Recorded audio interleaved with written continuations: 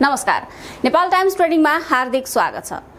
नेपालको इतिहासमा कालो त्रासदीपूर्ण दिनका रूपमा रहेको दरबार हत्याकाण्ड भएको 21 वर्ष पूरा भएको छ। आजका दिन 2058 जेठ 19 गते मुलुककै सबैभन्दा सुरक्षित मानिएको नारायणहिटी राजदरबारभित्र भयानक गोलीकाण्ड भएको थियो, जसमा परि तत्कालीन राजा वीरेन्द्र शाहको वंश विनाश भएको थियो। तत्कालीन राजा वीरेन्द्र सहित रानी ऐश्वर्य, युवराज दिपेन्द्र, अधिराज कुमार निराजन, राजकुमारी श्रुति, अधिराज कुमारको पद खोसिएका धीरेन्द्र, वीरेन्द्रकी बहिनीहरू अधिराज कुमारी शान्ति राज्यलक्ष्मी, शारदा राज्यलक्ष्मी, शारदाका पति कुमार खड्ग विक्रम शाह, वीरेन्द्रकी काकाकी छोरी अधिराज कुमारी जयन्ती मारिएका थिए। सो गोलीकाण्डमा वीरेन्द्रकी बहिनी शोभा, श्रुतिका पति कुमार गोरख शमशेर, पूर्व रानी तत्कालीन अधिराज कुमारी कोमल, राजपद छोडेकी वीरेन्द्रकी काकाकी छोरी केतकी चेस्टर घाइते भएका थिए। 2 दशक बितिसक्दा पनि उच्च सुरक्षा घेराभित्र रहेको दरबारमा भएको हत्याकाण्ड अहिले पनि रहस्यकै गर्भमा छ। हत्याकाण्डपछि तत्कालीन प्रधान न्यायाधीशको संयोजकतामा गठित उच्चस्तरीय छानबिन समितिले जेठ 19 को घटनामा तत्कालीन युवराज दिपेन्द्रले परिवारका सदस्यहरूलाई गोलीले उडाएको र पछि आफैलाई गोली हानेको भन्ने प्रतिवेदन सार्वजनिक गरेको थियो।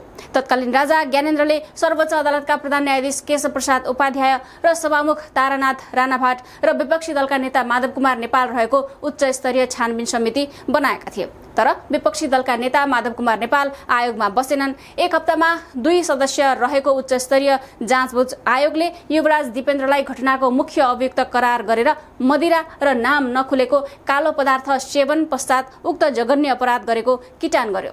तत्कालीन सभामुख तारानाथ राणाभाटले छानबिन प्रतिवेदन सार्वजनिक गरेका थिए, तर त्यसलाई आम नेपालीले विश्वास गरिरहेका छैनन्। दिपेन्द्रको टाउकोमा सबै दोष हालेर ध्यान अन्यत्र मोड्न खोजेको जस्ता तर्क र आरोप आज पनि लागिरहेकै छ। हत्या भएको 20 वर्षसम्म कसले किन हत्या गर्यो त्यस घटनाको उजागर हुन सकेको छैन। डाक्टर बाबुराम भट्टराईले उक्त घटनालाई आधुनिक कोत पर्वको संज्ञा दिएर नयाँ कोत पर्वलाई मान्यता नदिउँ शीर्षकमा लेख नै प्रकाशित गरेका थिए।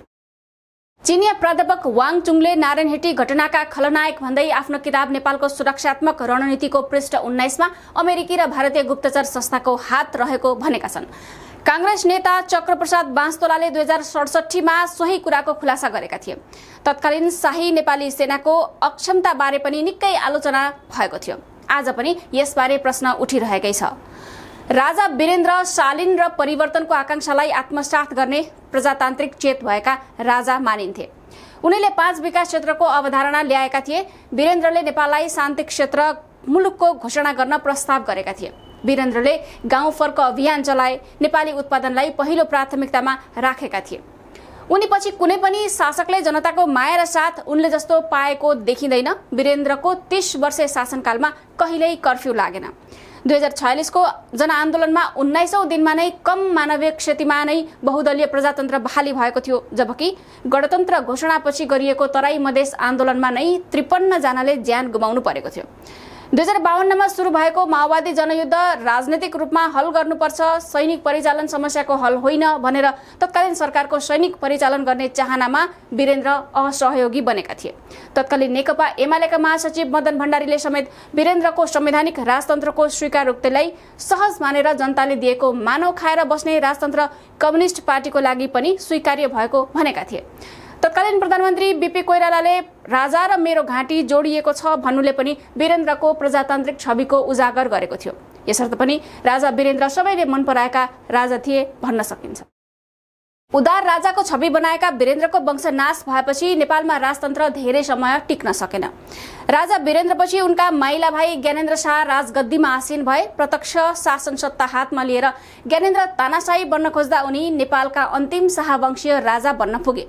नेपालका राजनैतिक दलहरूले 2062-63 मा दोस्रो जनआन्दोलन चर्काएर र नेपाललाई गणतान्त्रिक मुलुक नै घोषणा गरे।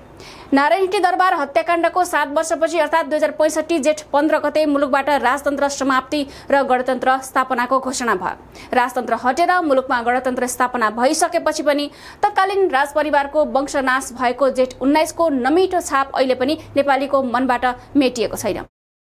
नेपालीहरू अहिले पनि राजाका रूपमा वीरेन्द्रको छविको स्मरण गरिरहेका छन्। आज सामाजिक सञ्जालमा व्यक्त भएका श्रद्धाञ्जलीका शब्दहरूले तिनै कुराहरू बयान गरिरहेका छन्। तत्कालीन माओवादी अध्यक्ष प्रचण्ड नेतृत्वको दोस्रो मन्त्री परिषदमा गृह मन्त्रालयको जिम्मेवारी सम्हालेका विमलेन्द्र निधिले दरबार हत्याकाण्डको छानबिन गर्नुपर्ने कुरा उठाएका थिए। राजगद्दीबाट फालिएपछि पनि ज्ञानेन्द्रले राजनैतिक वक्तव्यबाजी गर्न नछोडेको प्रतिशोधमा निधिले छानबिनको कुरा उठाए पनि त्यो अगाडि बढेको छैन। उचित छानबिनको अभाव र प्रमाणहरू नष्ट गरिदिनाले कसले हत्या गर्यो भन्ने कुराको भेद अब खुल्ने सम्भावना क्षीण बन्दै गएको छ। हत्याकाण्डमा मारिएका कसैको पनि पोस्टमार्टम नगरी हतार हतार जलाइएको कुराले शंका गर्ने थुप्रै ठाउँहरू दिएको छ। हत्याकाण्ड भएको स्थल त्रिभुवन सदन हतार हतार भत्काइयो। हत्यामा धेरै किसिमका गोली चलेको छानबिन समितिले नै पुष्टि गरेको छ। तर गोली चलाउने व्यक्ति भनेर एकजना दिपेन्द्रलाई मात्र औल्याइएको छ। तर उनलाई चाहिँ कसले र कसरी गोली हान्यो भन्ने प्रश्न आज पनि अनुत्तरित नै छ। अनेक आशंका र अनुमान गरिए पनि नारायणहिटी दरबार हत्याकाण्ड अहिलेसम्म पनि रहस्यमय नै बनेको छ। जे भनिएको छ त्यो मान्न जनता तयार छैनन् र जनता जे सोच्दछन् त्यो अनुसन्धान र तथ्यगत रूपमा प्रमाणित भएको छैन। नारायणहिटी दरबार अहिले संग्रहालयका रूपमा रहेको छ। संग्रहालय भित्र रहेको तत्कालीन राजा वीरेन्द्र शाहको निजी निवास श्री सदन पनि नागरिकका लागि खुल्ला गरिएको छ। तपाईँ आजको दिनमा दरबार हत्याकाण्ड र राजा वीरेन्द्रलाई कसरी सम्झिनुहुन्छ? कमेन्ट मार्फत आफ्ना विचार अवश्य व्यक्त गर्नुहोला। ताजा खबरका लागि नेपाल टाइम्सको अनलाइन पोर्टल www.nepaltimes.net मा गएर हेर्न सक्नुहुनेछ। यसैगरी हाम्रो युट्युब च्यानल र फेसबुक पेज पनि अवश्य भिजिट गर्नुहोला।